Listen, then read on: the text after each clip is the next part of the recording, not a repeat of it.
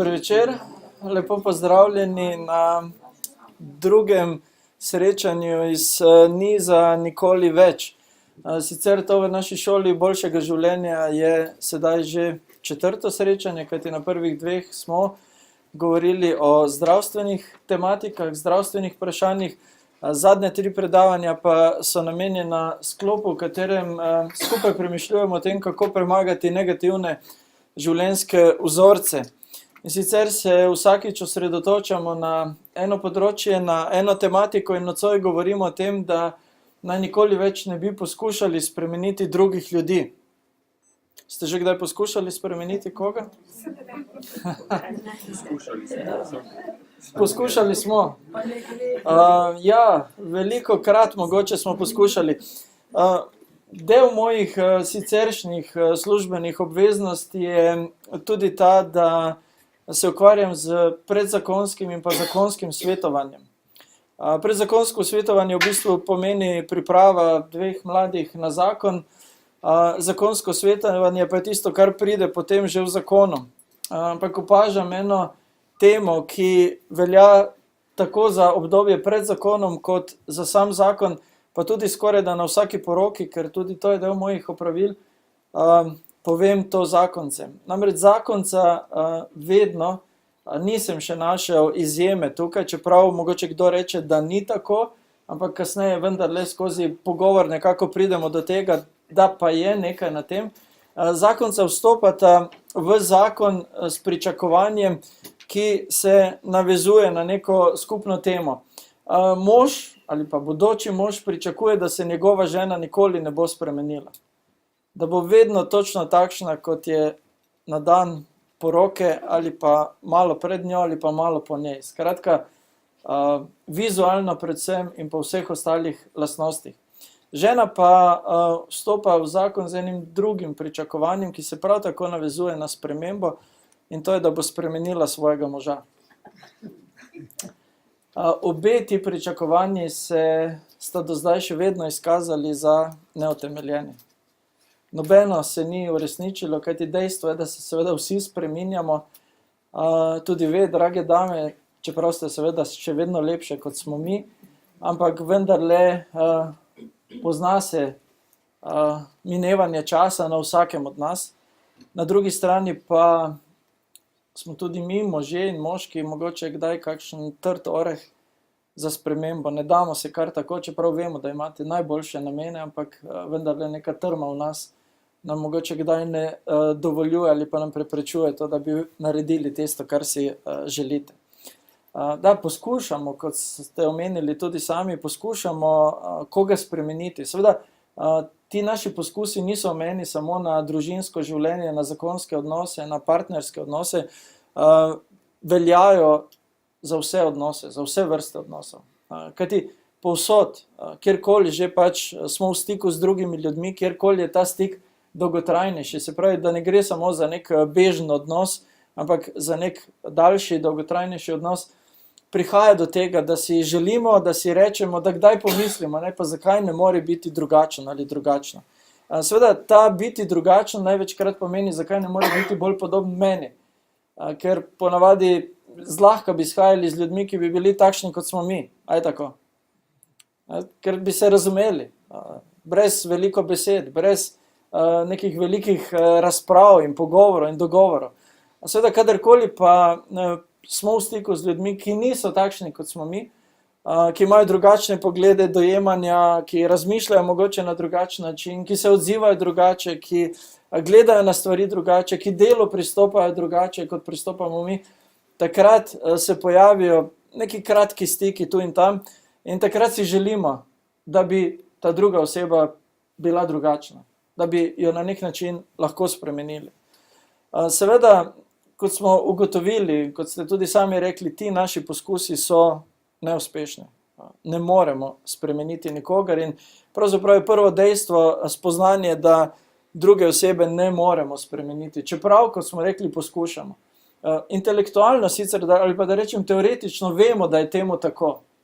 Ampak samo poskušajte se spomniti na to predavanje, recimo jutri, pojutrišnjem. Ko boste poskušali spremeniti nekoga. Sicer ne boste si rekli, ja, zdaj pa bom spreminjal to osebo, ampak mi uporabljamo tukaj različne pristope, različne taktike za spreminjanje drugega. Ne gre za vedno odprt pristop, da tako rečemo, jasen pristop. Ne rečemo drugi osebi tako, zdaj pa te bom spremenil ali spremenila. Ker vemo, da ne bi šlo. Ampak poskušamo na druge načine. In eden od načinov, na katerega poskušamo, je, da nergamo, težimo po domače. Imamo pripombe, ki jih ponavljamo, vedno znova in znova. Ste že kdaj počeli to? Ja. Svojim otrokom to počnemo veliko krat, recimo. In potem otroci rečejo, kaj spet težiš? Vedno isto stvar. In potem mi seveda rečemo, ja, ne bi bila vedno isto stvar, če bi se spremenil, če bi naredil, da bi bilo nekaj drugače. Skratka, poskušamo z nekimi pripombami, da rečemo komentarji, z nerganjem doseči to spremembo. Nažalost, ta pot ni uspešna. Kar se dogaja, je pravzaprav ravno nasprotno učinek. Na drugi strani se pojavi velikokrat določena oblika kljubovanja. Ne bom se dal, ne bom se pustil, ne bom dovolil, da me spremeni, da doseže tisto svoje. Pa zakaj bi to konec koncev? Zakaj bi moralo biti tako, kot ti praviš, recimo? Skratka, povsem logičen odziv na ta naš pritisk, ki se pojavlja skozi nerganje, je na drugi strani upor proti temu. In seveda, brez da bi poskušali nekako zaiti na področje stereotipov, lahko rečemo, da ta pristop večkrat uporabite ženske. Tudi moški ga uporabljamo. Moški pa večkrat uporabimo kot ženske drugi pristop, to je prepričevanje. Mi poskušamo argumentirati stvari, z argumenti dokazati, zakaj je treba nekaj drugače. To ne pomeni, da smo kaj pametnejši pri vsem tem, ampak delujemo bolj razumsko v tem smislu. To je tako, kot če pridete k nekemu moškemu z nekim problemom in vam takoj nasuje neke rešitve. Vi pa sploh nočete rešitev, samo hočete, da vas posluša. Je tako. To je neka reakcija, ki se zgodi avtomatično skoraj. In ko poskušamo moški spreminjati druge, ne samo seveda žensk, kogarkoli, poskušamo to z argumentiranjem, s prepričevanjem, z dokazovanjem, z neko logiko. Ampak tudi to ni uspešno, nič bolj kot oni prvi pristop. Skratka, oba sta povsem neuspešna, ko gre za spreminjanje druge osebe v nekem določenem odnosu.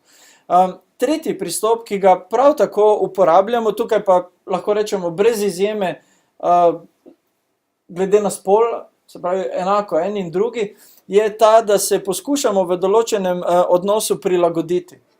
Skratka, ne toliko, da se mi prilagodimo kot oseba pričakovanjem zdaj drugega, ampak da svoja pričakovanja, ki se nanašajo na nek določen odnos, prilagodimo.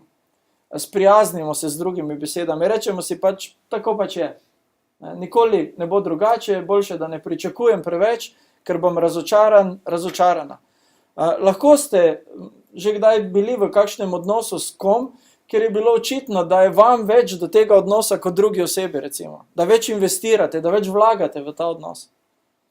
In niste bili zadovoljni, niste bili s tem srečni, ampak potem ste si mogoče v nekem trenutku rekli, mogoče pa pričakujem preveč, mogoče imam nerealna pričakovanja in še druge seveda razloge bi lahko tukaj navali. In ste ta pričakovanja prilagodili, znižali in poskušali na nek način preživeti, kako iti skozi to s čim manj težavami, s čim manj stresa in skratka narediti tisto, kar ste mislili, da je prav, da je dobro narediti v tej dani situaciji, zato da bi ta odnos deloval. In te tehnike, ki jih uporabljamo, se nanašajo na vse vrste naših odnosov. Ne samo na tiste vsakodnevne, najbolj pristne odnose, torej družinske, zakonske odnose. Ravno tako veljajo za prijateljske odnose, veljajo za poslovne odnose, veljajo za katerikoli odnos v našem življenju. Kadar ugotovimo, da ne delujejo neki pristopi, mogoče, ki smo jih uporabljali, izberemo tega, oziroma veliko ljudi izbere tega.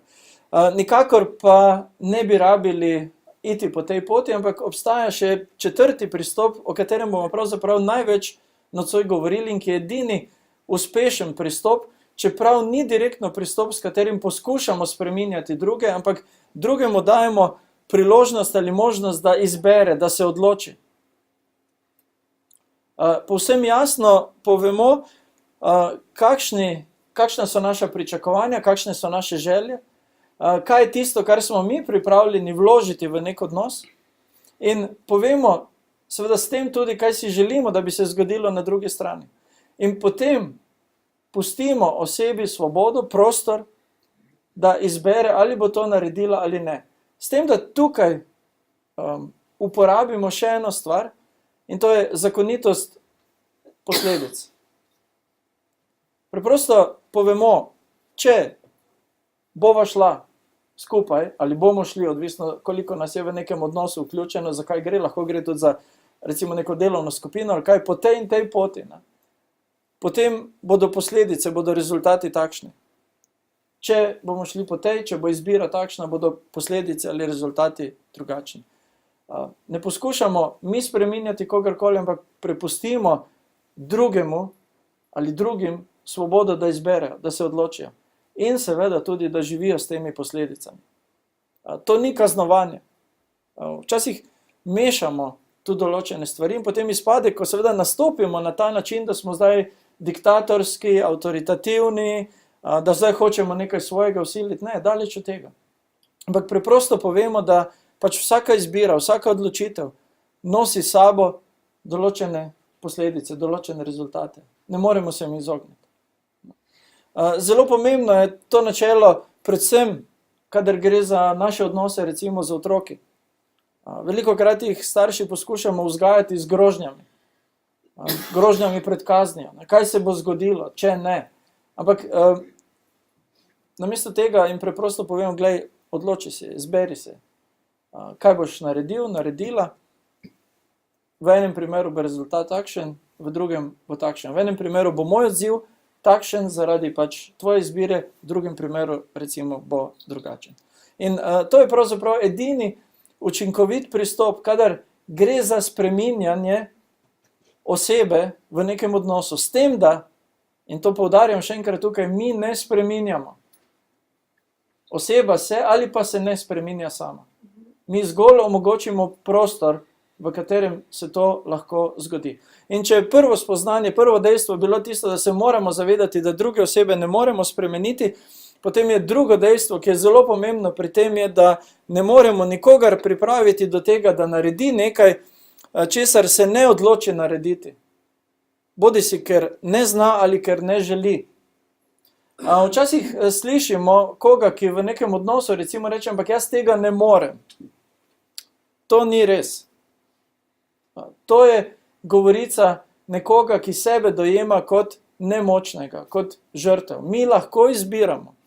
Lahko se samo odločimo, da ne bomo tega naredili, ali pa rečemo, jaz ne znam tega narediti, pomagaj mi, da bi to naredil. Torej, ta govorica ne morem je neutemeljena. In vedno je treba povedati to, ker večkrat boste slišali, ne, jaz bi, ampak ne morem. Ne, ti se odločiš, da ne boš, odločiš pa se tudi, seveda, da ne boš, mogoče zaradi tega, ker ne znaš, lahko zaradi tega, ker nočeš. Treba ugotoviti, zakaj, ampak vendarle se odločiš, izbereš neko določeno pot. Skratka, drugega človeka, druge osebe, v katerem koli odnosu ne moremo pripraviti do tega, da se spremeni. Zakaj ne? Torej, zaradi tega, ker se mora sam odločiti, da bo to naredil. Zakaj se mora vsak posameznik sam odločiti, da bo to naredil? Zato, ker ljudje nismo roboti. Včasih si sicer želimo, da bi druga oseba bila robot, ne? Vstavite novo programsko opremo in dela točno tako, kot vi želite. Ni treba veliko razlagati, pojasnjevati, odzivi so točno taki, kot morajo biti. Seveda ni tako v življenju, nismo roboti, tista temeljna stvar, ki nas dela pravzaprav za ljudi, je ta, da imamo svobodo izbire, svobodo in možnost odločanja. Tudi v najbolj represivnih okoliščinah ostane ta svoboda vendarle naša domena. In če že ne moremo spreminjati okoliščin, vedno lahko spreminjamo oziroma se lahko odločamo o našem odzivu na te okoliščine. Spravi, popolnoma nam nihče ne more omejiti te svobode izbire. Čeprav mogoče fizično lahko pride do določenih omejitev, vendarle nihče ne more poseči v naš način razmišljanja in nam povedati, kaj moramo mi misliti o določeni stvari. Ne? To še vedno ostaja recimo naša domena. Zato, ker imamo to svobodo, ki nam je nihče ne more vzeti, seveda smo mi tisti, ki se odločamo, kaj bomo naredili ali česar ne bomo naredili. Nismo roboti, ne odzivamo se avtomatsko, ampak smo, kot pravi tale misel, smo pravzaprav v našem življenju izbire. Mi smo izbira. Vse, kar smo mi danes, je sad nekih izbir, odločitev, ki smo jih sprejeli v preteklosti. Mogoče sicer ne mislimo vedno tako in se nam zdi, da so nam nekatere stvari bile preprosto vsiljene. In res je lahko, da okoliščine so tiste, ki jih ne moremo, kot sem rekel, vedno spreminjati, na katere ne moremo vedno vplivati. Ampak vendarle s svojimi odločitvami lahko vplivamo, kako bomo te okoliščine, te danosti, ki so nam bile dane, torej mogoče tudi vsiljene proti naši volji, na nek način uporabili zase, kaj bomo z njimi naredili, kako se bomo odzvali v teh situacijah. In mislim, da je tukaj povzeto nekako bistvo tega, kar govorimo tudi danes. Smo naše izbire. Kar smo danes, je posledica naših odločitev, naše uporabe, naše svobodne volje, naše možnosti izbire. Seveda, druga dva dejavnika, ki tukaj vplivata, so okoliščine, kar sem že omenil, en dejavnik je tudi genetika. Geni so tisti, ki vplivajo na to. Ampak danes, ko se ukvarjamo z genetiko, spoznavamo pravzaprav eno novo področje in to področje se imenuje epigenetika, ki pravi, da tudi z našimi izbirami lahko vplivamo ne sicer na našo genetsko sestavo in zapis, ampak na aktivnost nekaterih genov. Predvsem, ko gre za naše telesno zdravje. Skratka, tudi na tem področju nismo povsem nemočni, da rečemo. Ampak, ko gre za naše odnose, naša genetika sama po sebi ne igra tako velike vloge, mogoče okolje v določenih primerih zagotovo večje, ampak tisto največjo vlogo igrajo naše odločitve, naše izbire. In ko gre za odnos, ki si želimo, da bi bil drugačen, da bi bil boljši, da bi bil bolj zadovoljujoč, se moramo tega zavedati. Ne samo, ko gre za nas, ampak tudi, ko gre za drugo osebo. Ker mi na en način si želimo, seveda, da vsi spoštujejo našo svobodo izbira, je tako.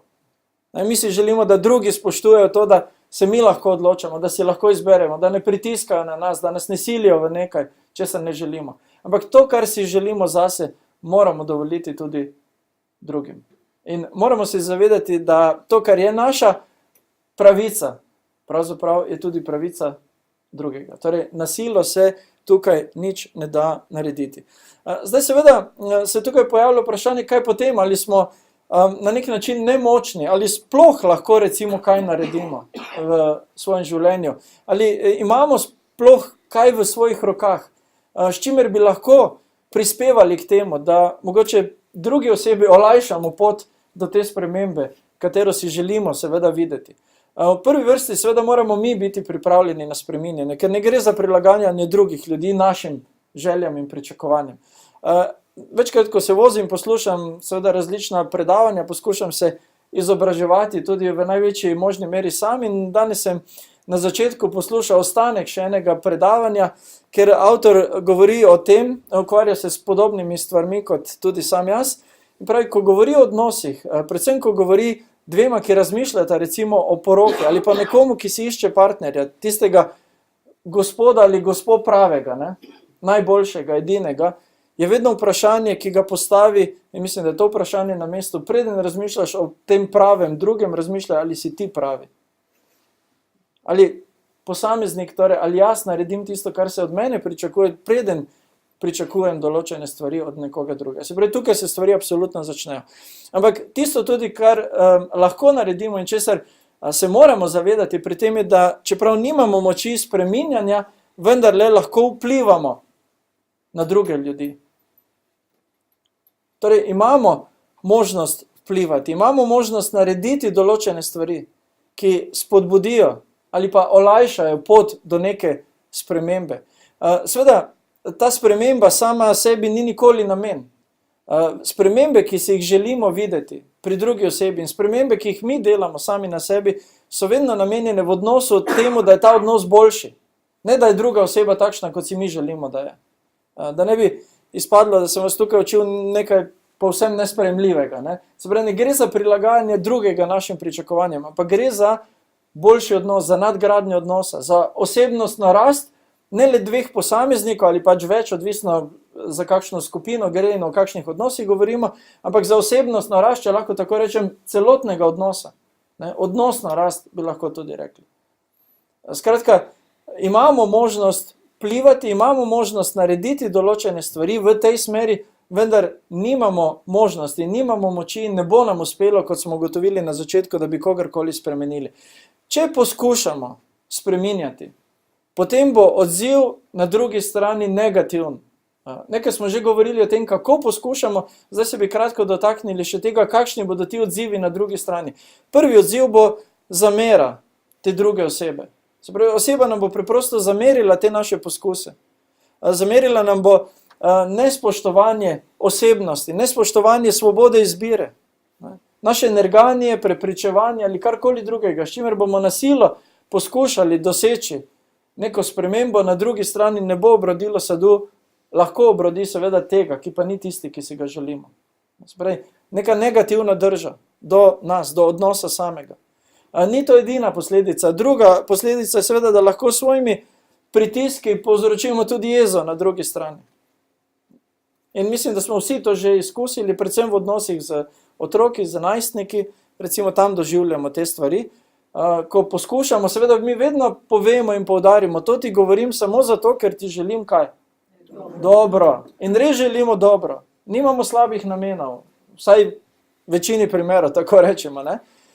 Naše pobude so dobre, želimo pomagati, ampak na drugi strani to ni dojeto kot nekaj dobrega. Dojeto je kot pritisk, kot poskus prilagajanja pričakovanjem, ki jih pač imamo, spreminjanja osebnosti. Veliko krat se recimo mladi odzove, ampak to nisem jaz, zakaj od mene pričakuješ nekaj, kar ne morem, to večkrat slišimo. Takrat ni na mestu to, da poskušamo prepričati to osebo, ampak da rečemo ne, da ne moreš, ampak nočeš, ali si izbereš neko drugo pot, ti odločaš o tem. Zelo pomembno je, da povemo, da ima ta druga oseba možnost izbire odločanja. Izbire, po kateri poti bo šla. Kaj bo naredila ali česar ne bo naredila. Ker tisto, česar se recimo naši otroci bojijo, je to, da jim odzamemo to svobodo. Da jim vsiljujemo neko svojo idejo, neko svojo sliko o tem, kaj bi moralo biti. Seveda ne želijo biti v tej poziciji, ne želijo biti ujeti v takšno stanje in potem se odzovejo recimo veliko krat z jezo in ko poskušamo te stvari, poznamo tudi te situacije, verjetno iz življenjskih izkušenj, odvihrajo skozi vrata in bum, po možnosti. Tako da se pove, jezen sem, ne želim tega, nočem tega. Seveda tudi odrasli znajo ali znamo, da rečemo to narediti. Mislim, mi ne, ki smo tukaj, drugi to počnejo, ampak vendarle, ljudje počnejo te stvari. Odzivi so takšni. Kadar poskušamo nekaj nemogočega, pravzaprav poskušamo nekaj, kar ni dobro in izzovemo reakcijo, ki si je ne želimo videti. Zato, ko gre za naš vpliv, znova se vračam na to, kar sem poudaril in bomo malo to razdelali še, moramo uveljaviti načelo, moramo spoštovati načelo vzrokov in posledic. Odrasle osebe, pa tudi otroci lahko razumejo, da neka dejanja, ki jih naredijo, določene izbire, ki jih sprejmejo, določene odločitve, prinesejo določene rezultate. In da imajo možnost izbirati te posledice. Da bodo rezultati oziroma posledice v primeru A takšni, v primeru B takšni, v primeru C drugačni. Skratka, vedno gre za to, da to življenjsko načelo, in to je eno od temeljnih življenjskih načel, ki jih seveda bi naj uporabljali tako pri vzgoju otrok, kot pri naših medosebnih odnosih na vseh nivojih, uveljavljamo, da se tega zavedamo in da prepustimo drugi osebi, in seveda to je zelo pomembna stvar, na katero se vračam znova, to svobodo izbire. Glej, ti izberi, ti se odloči. Jaz sem ti povedal možnosti, pričakovanja so jasna, to, kar sem jaz pripravljen narediti, je jasno, recimo z moje strani, kaj sem jaz pripravljen vložiti v to, zelo pomembno je, da to vedno povemo. Ne samo to naredi, to pričakujem, to si želim. Tudi jaz sem za ta odnos, ki ni takšen, da bi me zadovoljeval, na katerega imam neko določeno pripombo, pripravljen nekaj narediti. Povej mi, kaj ti pričakuješ, kaj si ti želiš, zato da bi bilo drugače. Na ta način seveda odpremo vrata za to, da tudi druga oseba razume in sprejme, da ima odgovornost nekaj narediti za ta odnos. In ko povemo mi svoje pričakovanja, povemo tudi, kako bomo reagirali, kako se bomo odzvali v nekih določenih odnosih. Velikokrat se srečam z ljudmi, moram reči, res velikokrat se srečam z ljudmi, ki so prilagodili svoje pričakovanja, torej izbrali tisto tretjo pot, ki sem jo prej omenil, znižali pričakovanja, kot temu rečejo, samo da nekako preživijo, s čim manj ranami skozi svoje življenje. Namesto, da bi jasno povedali določene stvari in na koncu pustili tej drugi osebi, da izbere in se odloči. In mnogi prenašajo, nažalost, v takih situacijah tudi različne zlorabe. V imenu neke ljubezni, potrebe po pripadnosti ali česarkoli drugega. In to ni dobro. Globoko v sebi so nezadovoljni, globoko v sebi trpijo, prizadeti so, ampak sprijaznili so se s tem stanjem. Preprosto poskušajo nekako iti skozi njega. Prejšnji teden sem predaval v šoli moje Lare, nekaj o vzgoji in o teh stvarih tudi govoril o tem načelu, in učiteljica mi preko sva se pogovarjala, rekla eno zanimivo stvar, pravi, s čim manj bojnimi ranami. Se pravi, iz vseh teh konfliktov, čim bolj da ohranimo se nedotaknjene, da rečemo zdrave, čim manj poškodbe. Ampak življenje ni to, da samo poskušamo preživeti, je tako. Življenje je to, da živimo. Ne samo, da preživimo. Seveda cilj je vedno tudi, da preživimo, jasno, ampak da živimo svoje življenje. Da ga živimo polno. To je namen. In seveda, če ga želimo živeti polno in velik vpliv pri tem, na to, ali ga živimo ali ne imajo naši odnosi, moramo biti pripravljeni na te stvari, o katerih govorimo. Torej, uveljaviti načelo vzrokov in posledic in pa dovoliti svobodo izbire v vseh odnosih. Ne poskušamo drugih. Večkrat se, glede na to, da sem tudi delodajalec, če lahko rečem, ali v tej vlogi, se večkrat znajdem v situaciji, ko moram preprosto reči, gled, to so pričakovanja, to so tiste stvari, ki jih služba ali delo, ki ti je dano, pričakuje, da se bodo zgodile. Zdaj pa, če jih ne bo, potem bodo določene posledice sledile. Ne kot grožnja, ampak ne moremo preprosto iti skozi življenje ali pa skozi nek delovni cikl in se delati, tako da je vse v najlepšem redu, vsi pa vemo, da je nekaj narobe. Skratka, izberi, odloči se. To so možnosti, to so poti, ki jih lahko ubereš, to so stvari, ki jih lahko naredimo, recimo skupaj, ampak na koncu vendarle, ko se odločiš, moraš tako ti, moram jaz, moramo vsi, pač odvisno spet za kakšen odnos gre živeti s tem, kar smo se odločili, kar smo izbrali. In kot sem rekel, to velja za čisto vse odnose v našem življenju. Kakšne so prednosti, kadar uveljavimo načelo vzrokov in posledic in pustimo svobodo izbire? Prva prednost je ta, predvsem, da smo zelo jasni glede tega, kaj mi hočemo. Ker ko želimo nekomu povedati, kaj so opcije, torej kaj so možnosti, ki jih lahko izbere, moramo najprej sami vedeti, kaj pravzaprav želimo, kaj pričakujemo. Se pravi, moramo razjasniti svoje pričakovanja, svoje želje. In to je velika prednost, ker včasih se zgodi, da ne vemo, kaj hočemo. Samo vemo, da smo nezadovoljni v nekem odnosu. Se mi je že kdaj zgodilo kaj takega? Preprosto bili ste nezadovoljni, mogoče ste tudi vedeli s čem, ali pa vsaj približno ste vedeli, ampak niste vedeli, kaj bi se moralo zgoditi, da bi bilo drugače, da bi bili zadovoljni. In potem, ker niste točno vedeli, kaj bi se naj zgodilo, seveda tudi niste mogli jasno izraziti svojih pričakovanj, možnosti, ki so na razpolago, in potem ste poskušali recimo z nerganjem. Vedno nezadovoljni, pač s tem, kar je. In se kdaj zgodi recimo v odnosu, da ko nekomu počnete, da rečem takšno stvar, vam ta druga oseba reče, kaj ti sploh hočeš? Kaj sploh hočeš? In potem mogoče smo res na točki, ko se vprašamo, res, kaj sploh hočem? Kaj je tista končna stvar, končni produkt, končni rezultat, ki ga želim doseči, ko gre za ta odnos? Kakšen bi bil zadovoljoč odnos?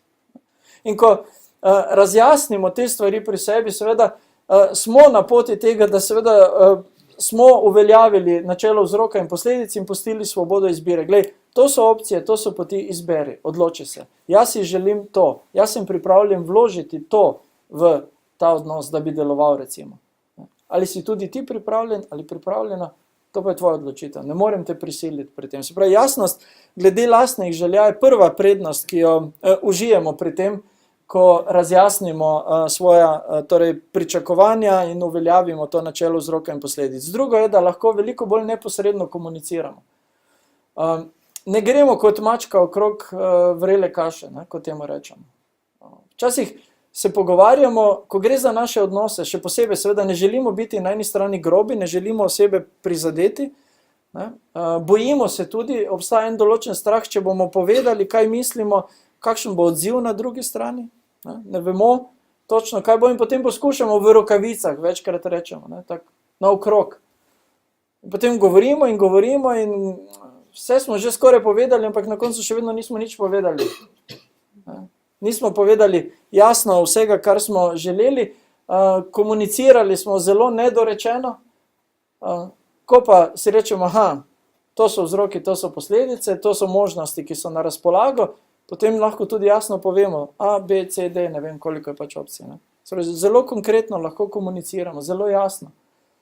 Naši otroci veliko krat so zmedeni, ne da nočejo poslušati, ampak so zmedeni, ker so vprašali, kaj ti hočeš? Kaj pričakuješ od mene? Povej mi to tako, da bom te razumel, da bo mi jasno. Ne samo, da mi ne vemo veliko krat, ali pa imamo samo neko približno idejo, tudi prenesti tega ne znamo. In seveda ena in druga stvar sta medsebojno tukaj povezani. Tretja prednost je, da se z uveljavljanjem načela vzrokov in posledic izogibamo negativnim čustvom, negativnim občutkom. Namreč, kaj se dogaja veliko krat v odnosih? Če pride do prekinitve nekega odnosa, katerega koli odnosa, do mogoče konflikta v nekem odnosu, mi veliko krat stvari poosebimo. Skratka, začnemo razmišljati o tem, kaj je narobe z mano, da je do tega prišlo. Lahko je v resnici nekaj narobe z nami, da se razumemo, nismo mi brez napak, imamo tudi mi svoje napake in lahko prispevamo kdaj k temu, da stvari ne delujejo, ampak kadar gre za recimo očitne primere, da je odgovornost za neko nedelovanje odnosa na drugi strani, ali oseba ni pripravljena vlagati v ta odnos, ali oseba odnosa ne dojema kot takšnega, kot bi ga morala dojemati. Recimo odnos, ne vem, med dvema zakoncema je izključen odnos, ne moreš ga dojemati kot nekakšen drugačen odnos. Karkoli že pač, se pravi, ker je jasno, da je odgovornost za to, da stvar ne deluje pri drugi osebi, potem ko pride do prekinitve odnosa, do razpada tega odnosa ali zamrznitve ali kakorkoli bomo temu rekli in to imenovali, zapademo mi v nekakšen negativen cikl čustev, osredotočamo se na težavo, ki je trenutna, začnemo razmišljati o tem, kaj je narobe z mano, potem začnemo to širiti in posploševati, vsi mislijo, da je nekaj narobe z mano, pri tem in nikoli ne bo boljše, kar se mene tiče, se pravi, nikoli več ne bom mogel ali mogla vzpostaviti nekega odnosa. In potem smo ujeti v en cikl negativnih čustev, iz katerega ne moremo ven. Kadar se zavedamo, da smo seveda mi z naše strani naredili to, kar lahko, da smo pa pustili na drugi strani odprta vrata, zato da oseba izbere in se odloči med možnostmi in opcijami, med potmi, ki so tukaj, ali vlaga in sodeluje, ali pa ne vlaga in ne sodeluje, ampak mi ne rabimo trpeti takega odnosa, recimo prijateljski odnos. Tu je večkrat mogoče samo, da se za hip ustavimo, zgodi se to, ne vem, ali ste kdaj imeli takšnega prijatelja ali prijateljico, ker ste samo vi vlagali v ta odnos, ker ste se vi prilagajali. Srečali ste se, šli ste nekam skupaj ali počeli ste nekaj vedno, kar je ta druga oseba želela. Ob času, ko je tej drugi osebi odgovarjal. In jasno je, da se v nas pojavi eno nezadovoljstvo s takšnim odnosom. Zdaj lahko se odločimo, da ga bomo prenašali do konca svojega življenja. Ampak lahko si pa rečemo, jaz tega ne potrebujem. Tudi jaz sem oseba s svojimi pričakovanji in tudi jaz si zaslužim neko osnovno spoštovanje. In potem lahko seveda preprosto rečemo tej drugi osebi, glej, vedno je tako ali pa večino krat je tako, meni to pomeni, kot da jaz nisem spoštovan, kot da ne gledaš name kot osebo, ki ima svoje želje, pričakovanja in potrebe, jaz tako ne želim naprej. Ali bova oba sodelovala, se prilagajala, vlagala, karkoli že pač težava, ali pa je bolje, da greva vsak po svoji poti in si izbereva druge prijatelje, ki bodo ustrezali pričakovanjem, ki jih imamo. In ko razjasnimo to stvar, seveda potem nismo na poti v ta negativni cikl čustev. Takrat vidimo širšo sliko, rečemo si, ni zdaj konec sveta, ker je prišlo do nekega prekinitve odnosa, do neke prekinitve recimo prijateljstva, ki je bilo tukaj.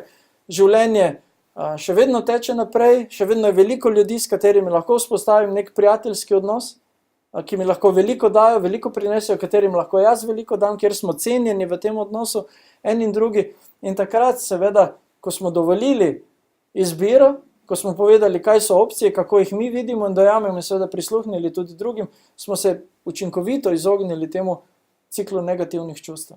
In smo sposobni in zmožni graditi naprej. Nove odnose, drugačne odnose, boljše odnose. In četrta prednost tega je, da ohranjamo ne le svobodo drugega, ampak tudi svojo lastno svobodo. Ker tudi mi se lahko odločimo, kako se bomo odzvali na izbiro druge osebe. Kar pomeni, da nismo žrtve, ampak da mi odločamo, da izbiramo. Niso nam stvari vsiljene, ker tega si ne želimo. Verjamem, da si nihče od nas tega ne želi. Torej, ne želimo priti v položaj, v katerem si rečemo, nimam izbire. Želimo si ohraniti to izbiro, mi pustimo jo tudi drugi osebi. Ampak to lahko naredimo edino tako, ko gre za odnose, torej ne poskušamo spreminjati, kot smo rekli, poskušamo vplivati, vplivamo pa lahko tako, da uveljavimo načelo vzroka in posledice in pa dovolimo oziroma pustimo seveda svobodo izbire. To so pomembni elementi, ki so vključeni v to. In samo poskušajte razmišljati o nekih svojih odnosih, odnosih, ki niso bili tisto, kar ste si želeli. Ne nujno, in ne trdim seveda, da so bili slabi in negativni in kaj zvem, kaj še vse. Ampak kadarkoli so se pojavile težave, poskušajte pomisliti na neke konkretne situacije, kaj bi bilo drugače, če bi šli recimo po tej poti. In ali bi bilo drugače. Jaz si upam trditi, da bi bilo.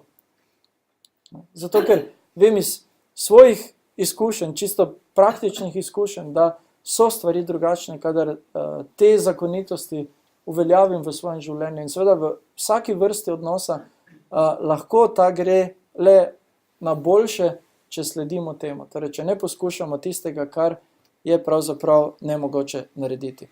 Zelo pomembna stvar, torej, ki se jo moramo zavedati, je en stari rek. Ne vem, jaz sem ga prvič slišal, sicer nedolgo nazaj, ampak zdi se mi zanimiv prav za to temo, ki pravi tako: konja lahko pripeljete do vode, to da ne morete ga prisiliti, da jo pije. V praksi to pomeni vse to, o čemer smo govorili. Seveda ljudje nismo konji, ne želim žaliti ne ljudi, ne konjev, čeprav bi lahko ene ali druge tukaj včasih, ampak mislim, da eno načelo pomembno je tukaj skrito v tem noter. Ko gre za naše medosebne odnose, ko gre za spremembe, ki si jih želimo, poskušajmo povedati iz naše perspektive tej drugi osebi, kako dobra je ta voda. Kaj se bo zgodilo, kaj bo prineslo, če bo pila to vodo. Poskušajmo naslikati možnosti in priložnosti, ki se ponujajo, če bo na drugi strani tudi pripravljeno, seveda tako kot na naši, še enkrat poudarjam, da pride do določenih sprememb, da se zgodijo določene stvari. Ker, veste, hitro ugotovimo, ko se začnemo pogovarjati o teh stvarih, da običajno ni samo ena stran v nekem odnosu nezadovoljna s tem odnosom. Tudi na drugi strani je določeno nezadovoljstvo. Sicer druge vrste, glede drugih stvari mogoče, ampak vendarle obstaja. In poskušamo naslikati, kakšen bi lahko bil, če lahko temu tako rečemo, idealen odnos. Kakšen bi bil odnos, ki si ga oba želiva, ali obe strani želita recimo v tem. Kakšen bi bil odnos v nekem recimo kolektivu, kjer delamo skupaj, če nismo zadovoljni s tem, kakšen odnos si želimo, dajmo se pogovarjati kdaj o tem. Vprašati se, kaj so naša pričakovanja, naše želje. Zgradimo neko sliko, privlačno sliko vode, ki bi jo naj pili, in povedati, kaj dobrega vse to prinese. Seveda se moramo zavedati, da ne moremo prisiliti nikogar, da gre v tej smeri. Ampak ko skupaj ustvarimo to privlačno sliko, ko skupaj naslikamo tisto vizijo nekega odnosa, potem je to velikokrat dovolj močna spodbuda, da so ljudje pripravljeni narediti tiste korake, ki jih je potrebno narediti, kar pa v praksi tudi pomeni se spremeniti tam, kjer se je potrebno spremeniti. Ampak potem je nastala tukaj ena bistvena razlika. Jaz se spreminjam ne zato, ker vi tako hočete, ampak zato, ker sem si jaz to izbral. Ker jaz to hočem. Ker si jaz to želim. Ker si želim tisto prihodnost, tisti cilj, o katerem smo se pogovarjali. Ne? In znova poudarjam, to deluje na vseh nivojih odnosov. Poskusite to pri svojih otrocih, vnukih, komerkoli že, pa boste videli, da deluje na ta način. Ne? Ko rečejo, jaz to delam ne zato, ker si mi ti rekel, ampak zato, ker jaz to hočem. Mi smo pa svojim vplivom pravzaprav pripeljali do tega, da je lahko to izbral recimo naš otrok in se tako odločil. V zakonu, v partnerskem odnosu, v družinah, sorodstvo, na delovnem mestu, soseski, kjer živimo, kjerkoli se nahajamo, kjerkoli so neki odnosi, ta načela delujejo. In seveda, z uporabo teh načel lahko premagamo ta negativni življenjski vzorec, ko poskušamo drugo osebo spreminjati. Ne deluje, kot smo rekli na samem začetku. Vedno bomo doživeli neuspeh. Ustvarjali bomo samo veliko jeze in veliko nezadovoljstva, zamere in drugih nekih negativnih občutkov.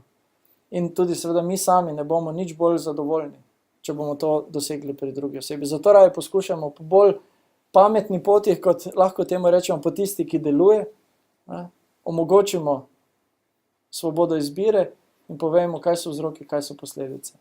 Pravzaprav zelo enostavno, ampak vendarle zahteva neko določeno premišljevanje, razjasnjenje naših pričakovanj, želja, opcij, ki so nam na razpolago, tudi naše odločitve in izbire, ampak na koncu je to edina pot, ki prinese tisto pravo in resnično zadovoljstvo. In to je tudi osnovni namen, temeljni namen, zakaj o teh temah govorimo. Zato, ker si želimo živeti in ne samo preživeti, kot smo rekli. Ker si želimo dobre in zadovoljujoče odnose. In nikoli ni prepozno, da vlagamo v njih. Nikoli ni prepozno. Miselnost, da je prepozno, je miselnost, ki je povezana s spremembami. Ne? Rečemo, starega psa ne moreš naučiti novih trikov. Ne? Tako mislimo. Se pravi, ko leta minejo, ko smo dolgo v nekem odnosu, se ne more nič več spremeniti. Ampak ne more se spremeniti, če mi poskušamo spreminjati. Če pa se mi odločimo, da bomo nekaj spremenili, če se na drugi strani nekdo odloči, potem pa bo prišlo do sprememb. Ne glede na to, kako dolgo ta odnos že obstaja. Ne? Kako so neki vzorci mogoče ukoreninjeni pri vsem tem. Le dobra volja in pa pravo metodo je treba obrati za to, da to dosežemo.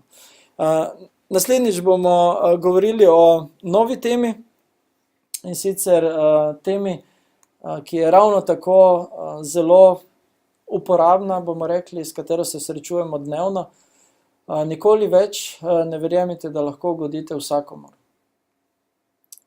Mi se iz dneva v dan srečujemo z različnimi pričakovanji različnih ljudi, potem se nam na koncu dneva mogoče zazdi, da smo ta dan samo zadovoljevali želje in pričakovanje drugih ljudi in potem se vprašamo, kje sem pa jaz v vsem tem.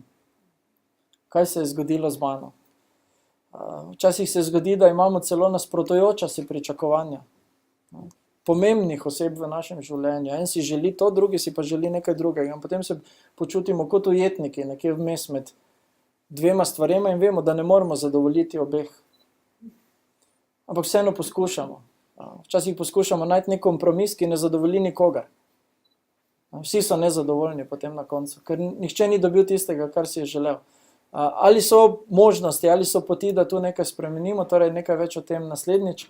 Na našem zadnjem predavanju v tem nizu in sklopu šole boljšega življenja, predvsem v tem nizu, torej nikoli več, naj ne bi verjeli, da lahko ugodimo vsakomur. In verjamem, da bomo slišali, spoznali kaj novega, tako kot vsa prejšnja predavanja, boste lahko tudi tega si ogledali ali pa povedali komu, da si ga ogleda, če ni mogel biti z vami na YouTube kanalu.